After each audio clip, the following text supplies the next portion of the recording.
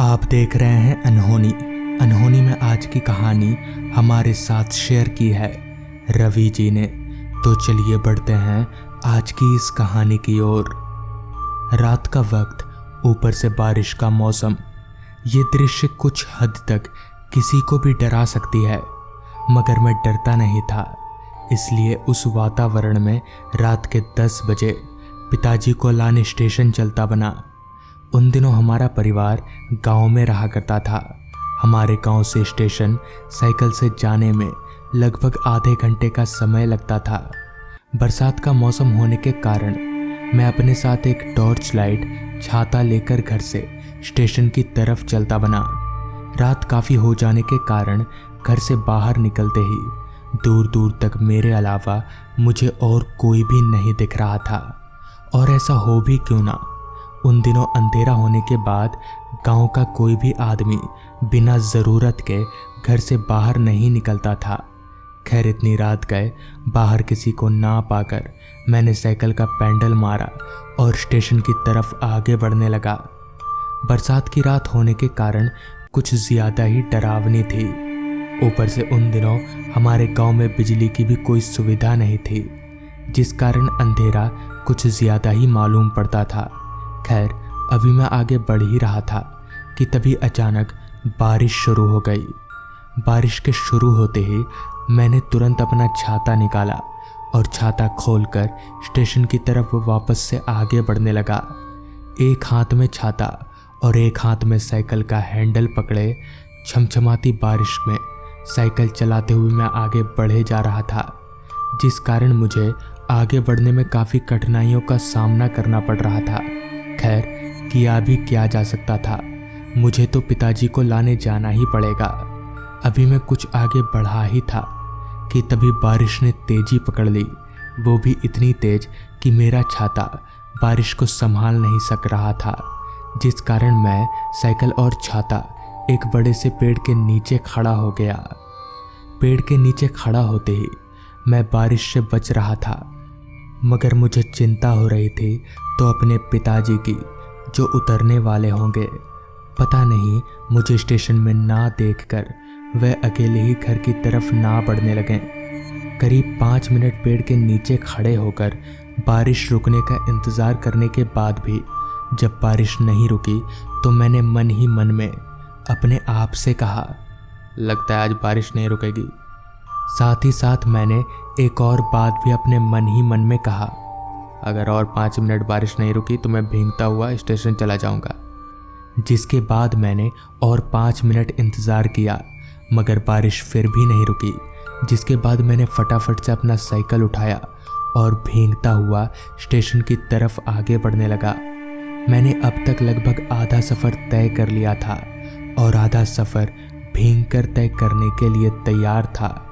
भीगता हुआ मैं पैडल काफ़ी तेज़ी से मारे जा रहा था। खैर अभी मैं आगे बढ़ ही रहा था कि तभी अचानक एक काली बिल्ली ने मेरा रास्ता काट दिया। वैसे तो बिल्ली के रास्ता काटते ही मैं रुक जाया करता था, मगर आज परेशानी ही इतनी बड़ी थी कि रुकने का तो सोच भी नहीं सकता था, जिस कारण मैं बिल्ली के काटे गए रास्ते को पार कर गया। पार करते ही मेरे मन में एक अजीब सी भावना पैदा होने लगी कि कहीं वो बिल्ली मुझे आगे जाने से रोक तो नहीं रही, आगे मेरे लिए कोई मुसीबत तो नहीं है। खैर फिर भी मैं मन को समझाता हुआ आगे बढ़ने लगा। कुछ देर साइकिल चलाने के बाद मैं स्टेशन पहुंचा तो वहां पहुंचकर मैंने देखा कि पिताजी ट्रेन से उतरकर एक शेड के नीचे खड़े हैं।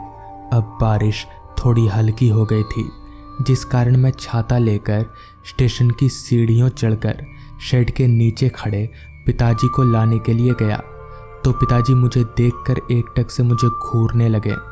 पूरे स्टेशन में हम दोनों के अलावा और कोई भी नहीं था। पिताजी के एकटक मुझे घूरने पर मैंने पिताजी से कहा, क्या बात है पिताजी? इस पर पिताजी ने अपना सिर ना में हिलाया, जिसके बाद हम दोनों स्टेशन से बाहर निकले और अपने साइकिल के पास पहुँचे। साइकिल के पास पहुँचकर पिताजी ने कहा, रवि ला साइकिल मैं चलाता हूँ। और इतना बोलकर पिताजी ने मेरे हाथ से साइकिल ले लिया और साइकिल चलाने के लिए तैयार हो गए। उनके तैयार होते ही मैं भी चढ़कर साइकिल पर बैठ गया और पिताजी साइकिल को आगे बढ़ाने लगे। अब रात और भी बहुत ज़्यादा हो चुकी थी, जिस कारण आसपास का पूरा माहौल पूरी तरह से अंधेरे और सन्नाटे में डूब चुका था। ऊपर से सन्नाटा इतना ज़्यादा फैला हुआ था कि हमारे पास साइकिल चलने की आवाज़ साफ साफ सुनाई पड़ रही थी। अभी हम आगे बढ़ ही रहे थे कि तभी पिताजी साइकिल को एक अलग रास्ते पर मोड़ लिया। साइकिल को अलग रास्ते पर मोड़ता देख मैंने पिताजी से कहा, पिताजी ये हम कहाँ जा रहे हैं? तो इस पर कुछ देर तो पिताजी चुप थे, फिर अपनी चुप्पी तोड़ते हुए बोले, हम इस रास्ते से घर जाएंगे। मैं इस गांव में काफ़ी सालों से रहता हूँ, मगर मैंने आज तक इस रास्ते के बारे में नहीं जाना। लेकिन मैं पिताजी की बात काट भी नहीं सकता हूँ, इसलिए मैं चुपचाप साइकिल पर बैठा रहा। अब हम जिस रास्ते पर आगे बढ़ रहे थे वो रास्ता पहले वाले रास्ते से भी ज़्यादा डरावना था। कुछ देर साइकिल चलाने के बाद पिताजी ने एकदम से साइकिल को रास्ते के बीचों बीच रोक दिया। मुझे समझ नहीं आ रहा था कि पिताजी ने साइकिल क्यों रोका। इस पर मैंने पिताजी से कहा, पिताजी आपने साइकिल क्यों रोका? मेरी बात सुनकर पिताजी ने कोई जवाब नहीं दिया, मानो मेरी बात पिताजी को सुनाई ही नहीं दे रही हो। एक दो बार पूछने पर जब मुझे कोई जवाब नहीं मिला तो मैंने पिताजी को छूकर पूछने की कोशिश की। फिर जैसे ही मैंने पिताजी को छुआ तो मेरा पूरा शरीर एकदम से सहम गया, क्योंकि पिताजी का शरीर बर्फ़ के समान ठंडा था। मगर ऐसा कैसे हो सकता है? किसी भी जिंदा इंसान का शरीर इतना ठंडा कैसे हो सकता है? अभी मैं ये सोच सोचकर डर के मारे कांप ही रहा था कि तभी पिताजी ने एक भारी सी आवाज़ में मुझसे कहा, ये शमशान घाट है और मैं तुझे यहाँ मारने लाया हूँ।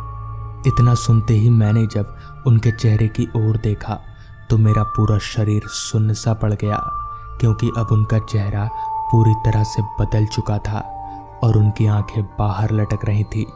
ये देखकर मैं समझ गया कि ये मेरे पिताजी नहीं बल्कि भूत हैं, और शायद अब ये भूत मुझे मार डालेगा। फिर भी मैंने हिम्मत नहीं हारी। कांपते पैरों के सहारे साइकिल से कूदकर वापस उल्टे रास्ते भागने लगा। मैं काफ़ी तेज भागे जा रहा था। वो भूत भी हवा में उड़ते हुए मेरे पीछे पीछे आए जा रहा था। भागते भागते मैं वापस पहले वाले रास्ते पर पहुंचा तो मैंने देखा कि मेरे पिताजी घर की तरफ चले जा रहे हैं। पिताजी को देखकर मैं भागता हुआ उनके पास पहुंचा। पिताजी के पास पहुंचते ही वो भूत हवा में धुआं हो गया, जिसके बाद मैंने पिताजी को पूरी बात बताई। मेरी पूरी बात सुनने के बाद पिताजी ने बताया कि वो एक भूत था जो मेरा रूप लेकर तुम्हारे पास आया था। तो दोस्तों, इस तरह से उस रात मेरी जान बच गई। तो दोस्तों, ये थी आज की कहानी। अगर आपको ये कहानी पसंद आई हो तो चैनल को ज़रूर सब्सक्राइब कर लें। तो मैं आपका दोस्त आर्यन जल्द ही मिलूँगा आपसे ऐसी ही एक कहानी के साथ।